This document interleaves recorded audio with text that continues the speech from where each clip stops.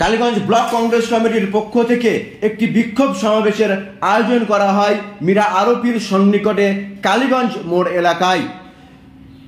নিত্য প্রয়োজনীয় জিনিসের দাম হু হু করে বেড়ে চলেছে, তারই প্রতিবাদে আজকের এই বিক্ষোভ সমাবেশ। এই বিক্ষোভ সমাবেশে কালীগঞ্জ ব্লকের বিভিন্ন স্তরের কংগ্রেস কর্মীরা উপস্থিত ছিলেন।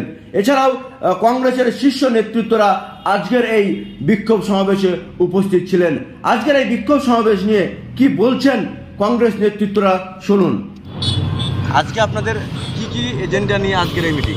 আজকে আমাদের প্রতিবাদ ছিল আমাদের প্রদেশ কংগ্রেস সভাপতি সম্মানীয় অধীর রঞ্জন চৌধুরীর নির্দেশে সারা বাংলায় এই দ্রব্যমূল্য বৃদ্ধির প্রতিবাদে যে প্রতিবাদী সভা আমরা আজকে কালীগঞ্জ ব্লক কংগ্রেসের পক্ষ থেকে মীরাবাজারের কালীগঞ্জ মোড়ে আমরা অনুষ্ঠিত করলাম।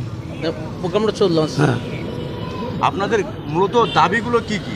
আমাদের দাবি হচ্ছে গরিব মানুষের জন্য নিত্য প্রয়োজনীয় প্রতিটি জিনিসের দাম কমাতে হবে। যেমন আলু, যখন চাষির ঘরে আলুটা উঠলো তখন আলুটা বড়লোক মানুষরা সেই আলুটা কিনে গুদামজাত করলো। আজকে চাষি তথা সাধারণ মানুষকে এই আলুটা 40 টাকা 50 টাকা কিলো আলু কিনতে হচ্ছে এবং 50 টাকা কিলো পেঁয়াজ কিনতে হচ্ছে।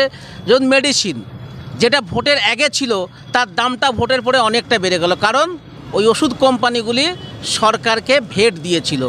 যেমন ধরুন আমাদের কারেন্টের বিল, ইলেকট্রিক বিল, এই ইলেকট্রিক বিলটা ভোটের আগে কত ছিল আর ভোটের পরে কত হচ্ছে।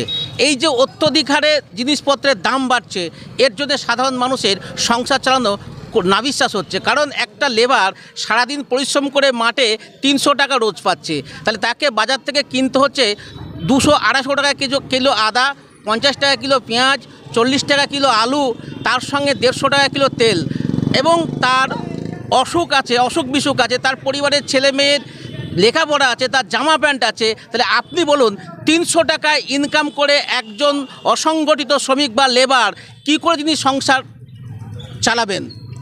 আমরা এরই প্রতিবাদে, নিত্য প্রয়োজনীয় প্রত্যেকটা জিনিসের দাম কমানোর প্রতিবাদে দেশের সাধারণ মানুষ, গরিব মানুষ, খেটে খাওয়া মজদুর, শ্রমিক শ্রেণী মানুষ যাতে সুস্থভাবে সংসারটা পরিচালনা করতে পারে, তারই বিরুদ্ধে জাতীয় কংগ্রেসের পক্ষ থেকে এই দ্রব্যমূল্য বৃদ্ধির প্রতিবাদে এই আন্দোলন।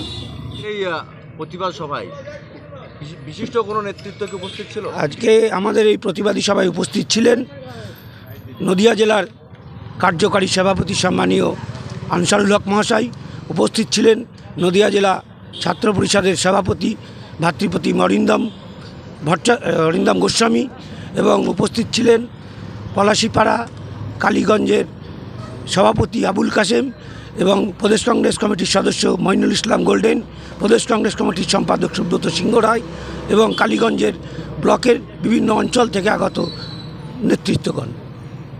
আগামী দিনে আপনাদের এই ইস্যু নিয়ে কোনো পরিকল্পনা বা কোনো আন্দোলন?